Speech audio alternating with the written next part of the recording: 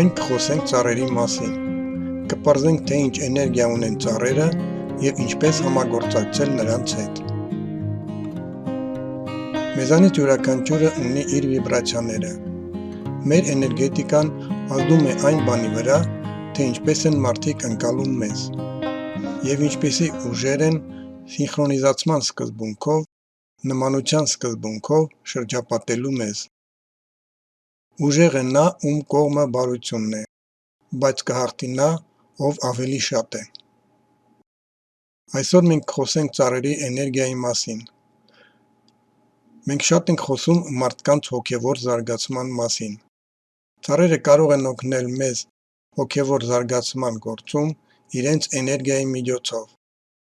Ուստի մենք կխոսենք ծառերի բիոռիթմի և էներգետիկայի հատկությունների մասին։ Մի կողմից դա մարդու էներգետիկ և հոգեֆիզիկական վիճակի շտկումն է, մյուս կողմից դա մարդու կապվելն է երկրի էներգետիկ կառուցվածքին, և հետո կտեսնեք, որ մարդը դրա համար շատ լավ հնարավորություններ ունի։ Քանի որ անտրոպոնմանության սկզբունքի տեսանկյունից մենք ի սկզբանե շատ հուսալիորեն, շատ լավ ներդրված ենք համակարգում, և այն ամենը, ինչ մեզ իրականում պետք է, սկսել սինխրոնիզացվել ծառերի էներգիայի աղբյուրի հետ, մտնել նրա հետ ռեզոնանսի մեջ, և այդ ժամանակ մեր կյանքում, սկսած մեր առողջությունից, շատ բան կսկսի փոխվել։ Մեզ շրջապատող անտառը բնություն է։ Մի կողմից անտառը շատ կարևոր մաքուր էներգիայի աղբյուր է, մյուս կողմից դա տեխնոլոգիա է։ Արարիչը ստեղծել է այնպիսի տեխնոլոգիա, որը կապված է մարդու մարմնի բնության հետ, որի միջոցով տարբեր ծառեր կարող են հնարավորություն տալ մարդուն տարբեր որակի էներգիա ստանալու համար։ Մարդը կառուցված է չափազանց բարդ, և մեզ շրջապատող ամբողջ աշխարհը Արարչի պրոյեկցիան է, և յուրաքանչյուր մարդը այդ մարմնի բջիջն է։ Հետևաբար մենք պետք է հասկանանք, թե ինչպիսին է այդ մարմինը։ Յուրաքանչյուր արեգակնային համակարգ, յուրաքանչյուր գալակտիկա, այս ամբողջ անսահման աշխարհը մեկ օրգանիզմ է, և այս օրգանիզմը ունի որոշակի նախնական վիբրացիա։ Բայց մեր օրգանիզմի յուրաքանչյուր բջիջ, ինչպես յուրաքանչյուր մարդ, որը Արարչի բջիջն է, մենք ունենք մեր անհատական պարամետրերը, մեր սեփական վիբրացիան։ Այսպիսով մենք ունենք մեր սեփական վիբրացիան, և այս վիբրացիան մեզ ուղղակիորեն կապում է Արարչի հետ։ Եթե մենք չունենայինք այս ալիքը, մենք երբեք չէինք կարողանա ուղղակիորեն կապ հաստատել Արարչի հետ։ Տիեզերքի օրենքներից մեկը ռիթմի օրենքն է, և այս օրենքին ենթարկվում են ինչպես ծառերը, այնպես էլ մարդը։ Մենք կքննարկենք, թե ինչպես է մարդու բիոէներգետիկ ռիթմը կապված ծառերի բիոէներգետիկ ռիթմի հետ։ Ծառը կենդանի էակ է։ Ծառի մեջ անտրոպոնմանության կառուցման սկզբունքը նույնպես լիովին դրսևորվում է, բայց ոչ այնքան, որքան մարդու մեջ։ Մարդը ունի ֆիզիկական մարմին, և ծառը ունի ֆիզիկական մարմին։ Ծառն ունի էներգետիկ մարմիններ, և մարդը նույնպես դրանք ունի։ Միայն մարդը մեր ֆիզիկական կառուցվածքում ունի 7 արտահայտված էներգետիկ կենտրոններ, չակրաներ, իսկ ծառը՝ 3։ Ծառերի առաջին չակրան գտնվում է հիմքում, մոտ 1 մետր բարձրության վրա։ Երկրորդ չակրան գտնվում է ճյուղավորման գոտում, և երրորդ չակրան պսակի մեջտեղում է։ Մեզ կհետաքրքրի հենց առաջին չակրան։ Ինչու՞։ Քանի որ դրա միջով անցնում են էներգիայի բոլոր տեսակները, այսպիսով մենք կօգտագործենք հենց այս էներգիայի աղբյուրը։ Ճիշտ ծառ ընտրելու համար մեզ հարկավոր է ծառերի և մարդու ակտիվության աղյուսակ։ Երբ դուք գալուս եք անտառ, դուք պետք է ընտրեք ճիշտ ծառ, և դուք պետք է ընտրեք այն ձեր ձեռքերով, և եթե դուք դա անեք որոշ ժամանակ, ապա դուք կսկսեք զգալ ծառի վիբրացիայի և հզորության ուժը։ Եվ որ ամենակարևորն է, դուք կսկսեք զգալ ծառի որոշակի վերաբերմունքը ձեր նկատմամբ։ Եթե ձեզ դուր է գալիս ծառի ուժը, ապա դուք կարող եք զգալ այն։ Երբ ընտրեք ծառը, դուք պետք է ընտրեք այն որպես ընկեր։ Ինչ-որ պահի սկսեք զգալ, որ այդ ծառից գալիս է ինչ-որ շատ տաք, փափուկ, շատ բարեկամական էներգիա։ Դուք կարող եք զգալ, որ այդ ծառը շատ ջերմ է, շատ մեղմ է։ Երբ դուք գալիս եք ծառի մոտ, կարիք չկա կանգնել, ինչպես ցույց է տրված այս լուսանկարում։ Աղջիկը հենվեց ծառին իր 4-րդ չակրայով։ Դա հնարավոր է, բայց դա այնքան էլ ճիշտ չէ։ Ճիշտ է, երբ դուք կանգնած եք ծառին մեջքով, և դա պայմանավորված է նրանով, որ ձեր մարմնում այս հոսքի հիմնական ստացողը ֆիզիկական մակարդակում կլինի ողնաշարը։ Այստեղ հասկանալի է, որ երբ դուք կանգնած եք մեջքով, ձեր ողնաշարի էներգիայի հոսքը ավելի մոտ է աղբյուրին։ Երբ դուք կանգնած եք ծառին մեջքով, դուք պետք է հանգստանաք, դուք պետք է վերացնեք այն խնդիրները, որոնք դուք ունեք առօրյա կյանքում։ Եվ հետո պատկերացրեք ինչ-որ խնդիր,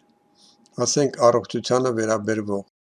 ինչ-որ հիվանդություն կամ ինչ-որ բան, որը ձեզ անհանգստացնում է։ Դուք կարող եք էներգիա ստանալ ծառից միայն այն ժամանակ, երբ բավականաչափ առողջ մարմին ունեք։ Երբ աշխատում եք ծառի հետ, պատկերացրեք մի խնդիր, որը ցանկանում եք լուծել։ Լյարդը կամ երիկամները կամ ինչ-որ մի այլ բան։ Եվ դուք ծառից օգնություն խնդրեք այս խնդիրը լուծելու համար։ Այնուհետև մտովի մտեք ծառի մեջ։ Դա անմիջապես տեղի չունենա, գուցե ոչ առաջին անգամից։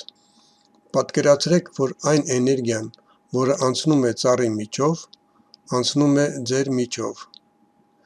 Նման յուրահատուկ պարզ մեդիտացիա, բայց այս մեդիտացիան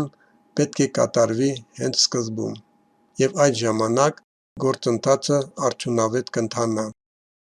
Եվ որքան խորն եք դա անում, այնքան ավելի արդյունավետ կլինի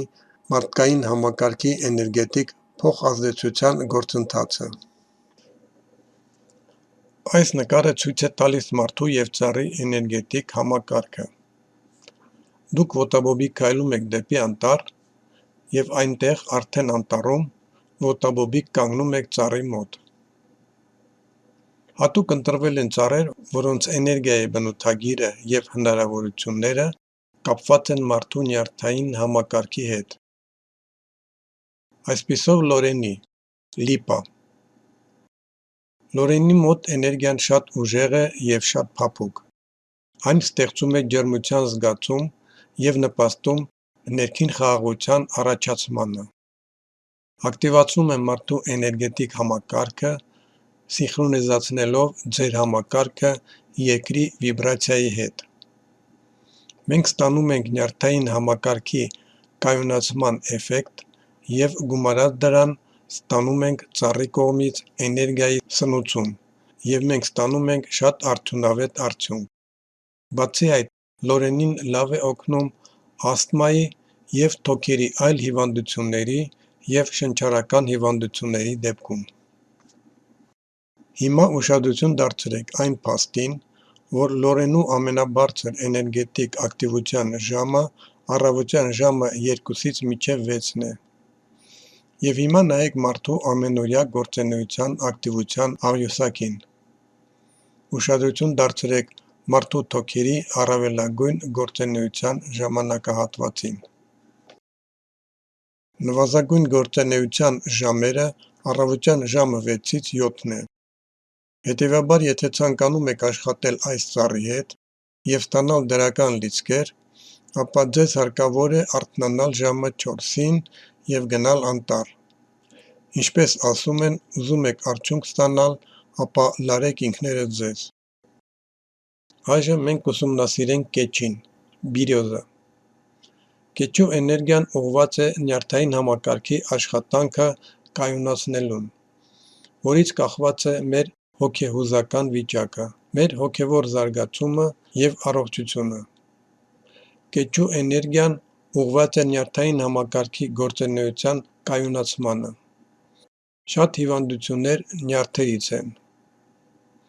Կեչու էներգիան հանգստացնող է, նպաստում է վերքերի բուժմանը, ցավազրկում և վերականգնում է նյարդային համակարգը։ Կեչին ունի հակաստրեսային ազդեցություն։ Կեչու էներգիան օգնում է նորմալացնել ստամոքս-աղիքային տրակտը, նպաստում է ստամոքսի և 12-մատյա աղիքի բուժմանը, բարենպաստորեն ազդում է թթվայնության բարձրացման վրա։ Կեչու ակտիվ ժամերը մոտ առավոտյան 5-ից 9 ընկած ժամանակահատվածում է։ Նվազագույն ակտիվության գործունեությունը առավոտյան 3-ից 4-ն է։ Եկեք նայենք թխկին, կլոն։ Թխկին ունի փափուկ և հանգստացնող էներգիա։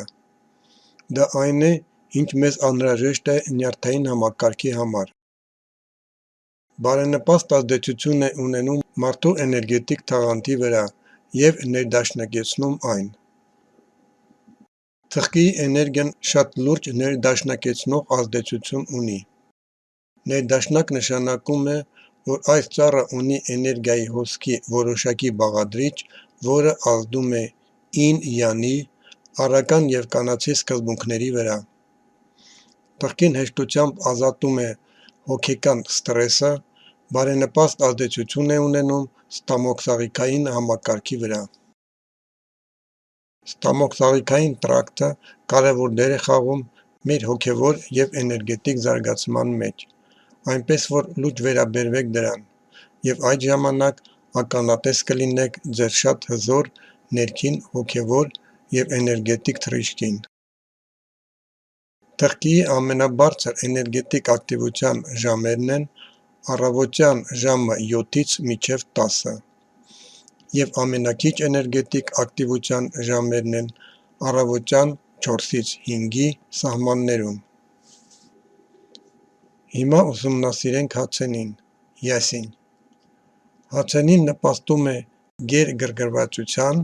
և ընկճվածության վերացմանը, նաև վախի զգացողությանը։ Հացենին հանգստացնում է նյարդային համակարգը, հացենին օգնում է նվազեցնել ցավը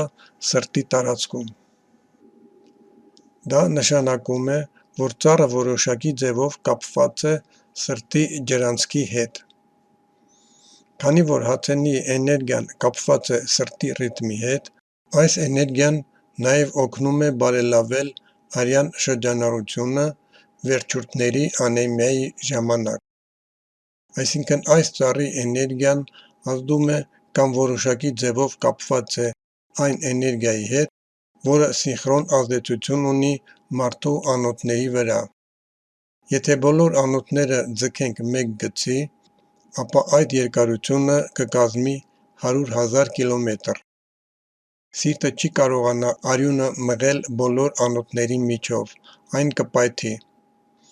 Ուստի արյան մղումն իրականացվում է անոթային համակարգի կրճատման պատճառով։ Ահա թե ինչու անոթային համակարգը, նյարդային համակարգը սինխրոնիզացնող դեր են խաղում օրգանիզմում։ Հացենիի էներգիայի հետ բազմակի օգտագործման փոխազդեցությունը բարելավում է հիշողությունը ու ուշադրությունը։ Սա այս ծառի եզակի հատկությունն է, այնպես որ եթե երեխաներին սովորեցնեք աշխատել հացենու հետ, նրանք ոչ միայն առողջ կլինեն, նաև շատ խելացի կլինեն։ Սրտի ակտիվության գործունեության ժամերն են 11-ից 13-ը,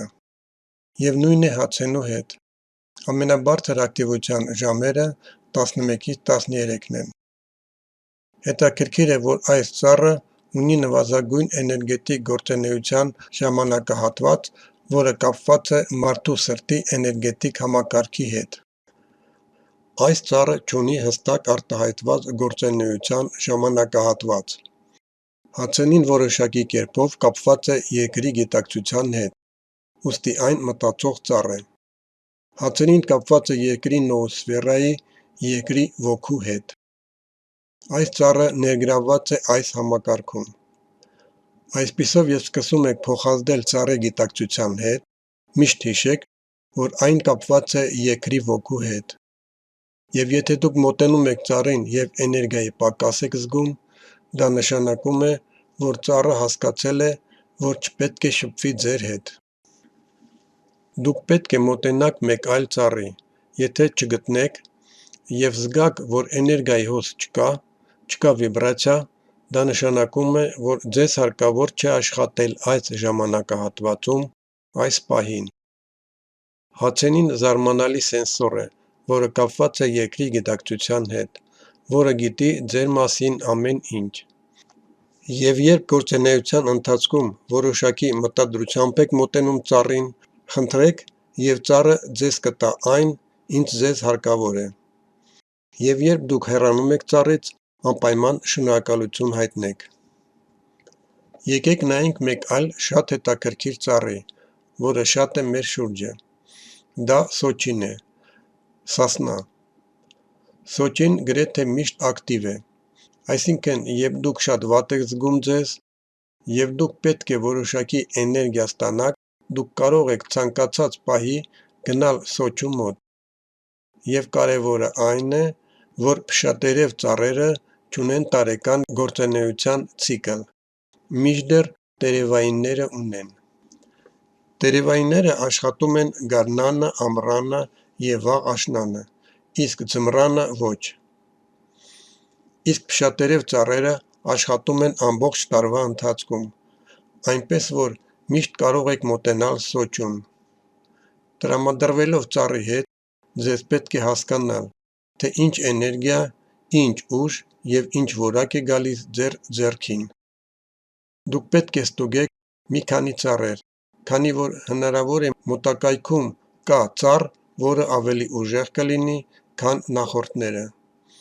Ընտրելով ծառը սկսեք աշխատել դրա հետ և դրանցից էներգիայի հոսք ստանալ։ Ամենափոքր էներգետիկ ակտիվությունը առավոտյան 4-ից 5-ն է։ Այս պահին մենք սովորաբար քնում ենք։ Սոճու էներգիան խառնաշփոթային է և իմպուլսիվ։ Այն բարձրացնում է տոնուսը, բարելավում է իմունիտետը և օրգանիզմի պաշտպանողական ռեակցիաները։ Լավագույն ժամը սոճու էներգիայի հետ շփվելու համար մինչև երեկոյան 9-ն է։ Եվ վերջինը, երկարատև փոխազդեցությամբ գալիս է անքնություն և գրգռվածության վիճակ։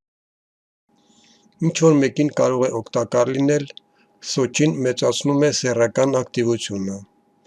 այն էլ լինում է սեռական ակտիվության հզոր աճ։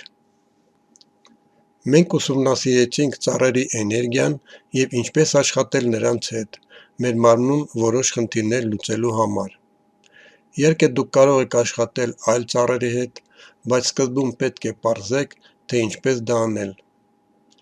Ծառի էներգիայի կլանումը տեղի է ունենում հիմնականում մեր չակրաների կողմից։